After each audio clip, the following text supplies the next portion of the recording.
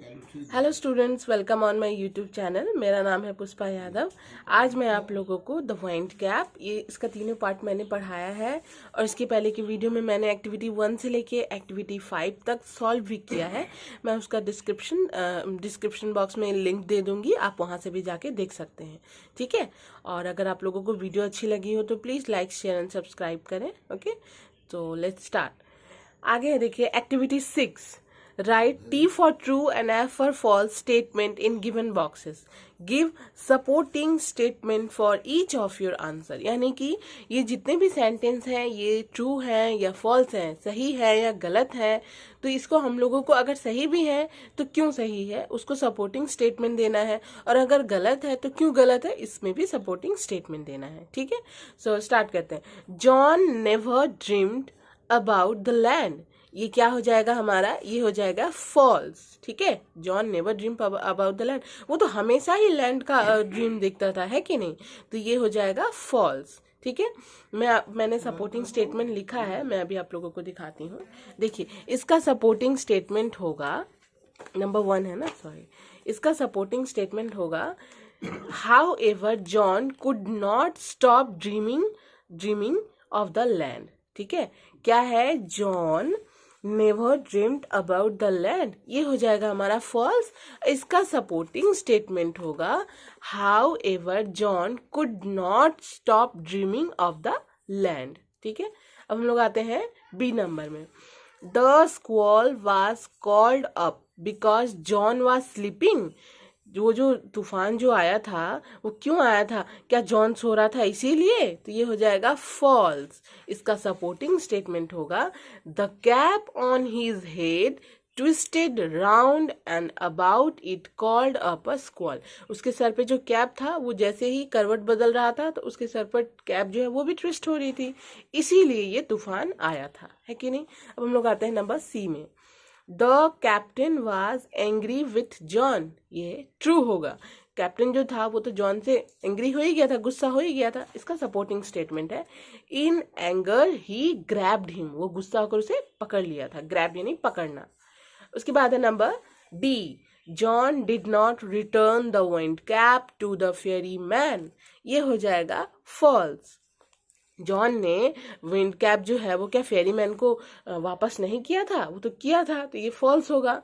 ये इसका supporting statement है he place the wind cap under a stone where he knew the Pheri man would find it, उसने वो जो wine cap है वो एक बड़े से पत्थर के नीचे रख दिया था जहां वो जानता था कि फेरी मैन इसे जरूर वापस ले लेगा, मतलब उसे वो जरूर मिल जाएगा, है कि नहीं। तो इसी के साथ हमारा एक्टिविटी 6 खत्म होता है। हम लोग आते हैं एक्टिविटी 7 में। ये रहा हमारा एक्टिविटी 7। एक्टिविटी 7 में है आंसर द फॉलोइंग क्वेश्चन, यानी कि प्रश्नों के उत्तर देना है। क्वेश्चन क्या है, number A, why did the sailors try to rip off the cap from John's head, sailors जो है, नाविक जो है, उसके सर से वो कैप क्यों उतारना चाहते थे।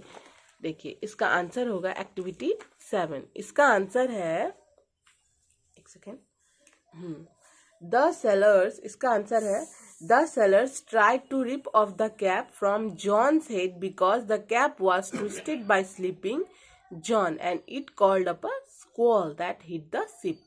ठीक है, इसका आंसर हो जाएगा जॉन, देखिए इसका आंसर होगा the sailors try to rip off the cap from John's head because the cap was twisted by sleeping John and it called up a squall that hit the ship। ठीक है, ये हमारा 1 number का answer है। अब हम लोग आते हैं नंबर 2 में। नंबर 2 में देखिए क्या है, how did John divide his time between land and sea, उसने अपने समय को किस तरह विभाजित किया था, लैंड यानी जमीन और समुद्र के बीच में। इसका आंसर होगा John spent half of the year on a ship and half on the land। John आधा साल जो है, आधा मतलब 1 साल का आधा भाग जो है वो शिप यानी जहाज पर बिताता था और आधा जो है वो लैंड यानी भूमि पर बिताता था। ठीक है, उसके बाद है नंबर 3। नंबर 3 में है do you think John was rightly called captain turtle, give reasons for your answer, क्या आप ऐसा सोचते हैं कि जॉन जो है वो एक्चुअली कैप्टन टर्टल कहलाता है या फिर कहलाता था? और अगर आप ऐसा सोचते हैं तो आप अपना मतलब आंसर जो है उसका रीजन दीजिए, कारण बताइए। देखिए इसका आंसर होगा yes, I think that John was rightly called Captain Turtle because he spent half of his time on water and half on the land as naturally a turtle does। वो हम लोग ऐसा सोचते हैं क्यों? क्योंकि जॉन भी जो है वो अपना आधा समय पानी पर बिताता था और आधा समय जमीन पर बिताता था, जैसे कि एक नेचुरली यानी कि एक टर्टल, एक कछुआ करता है। ठीक है, तो ये हुआ हमारा नंबर सी।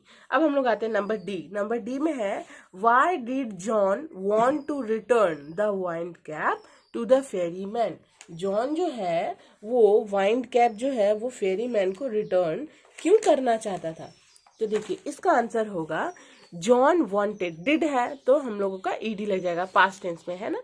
तो देखिए John wanted to return the wind cap to the ferryman because he had no further use of the cap and his wish was fulfilled।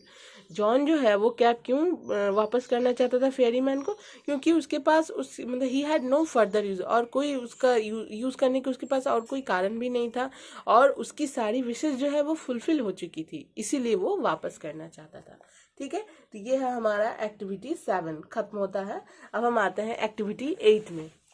8A देखिए क्या है, underline the verbs in the following sentence that suggest actions that begin in the past are still continuing. ठीक है देखिए they have been मतलब past tense में, और जो अभी भी मतलब पास्ट टेंस में जो चल रहा था। ठीक है, they have been travelling for 10 hours. ठीक है, तो इसमें हो जाएगा अंडरलाइन हैव बीन ट्रैवलिंग। ठीक है, he thanked me for what I have been doing, इसमें हो जाएगा हैव बीन डूइंग। ठीक है, the baby has been sleeping all day, इसमें हो जाएगा has been sleeping.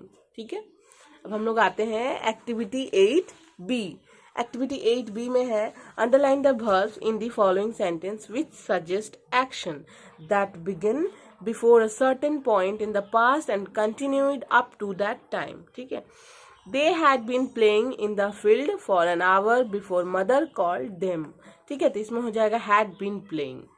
When I visited my uncle, he had been teaching in a school there for 5 years। ठीक है, यहाँ पे हो जाएगा had been teaching। उसके बाद है Rita had been studying in our school for the last 8 years since I met her, इसमें हो जाएगा had been studying। ठीक है, अब हम लोग आते हैं 8C में। fill in the blanks with either the present perfect tense or past perfect tense, past perfect continuous tense। Okay, यहाँ पे देखिए द रेन है when I left home, बीच में यहाँ पे क्या ऑप्शन दिया हुआ पोर, ये हो जाएगा had been pouring। ठीक है, the engineers the bridge for the past few month, इसमें क्या ऑप्शन है बिल्ड, इसमें हो जाएगा have been building. The performers dash since evening, इसमें क्या है सिंग, इसमें हो जाएगा हैव बीन सिंगिंग। उसके बाद at that time mister Roy dash poems for 1 month, right है हैड बीन राइटिंग। ओके, अब हम लोग आ जाते हैं एक्टिविटी 9 जो कि हमारा ये लास्ट है। क्या है इसमें देखिए, replace the underline words with their antonyms. Antonyms का मतलब होता है ऑपोजिट वर्ड, उल्टा शब्द। जैसे कि है John had always obeyed his mother, obey में देखिए अंडरलाइन किया हुआ है, तो इसका हो जाएगा डिसओबेड।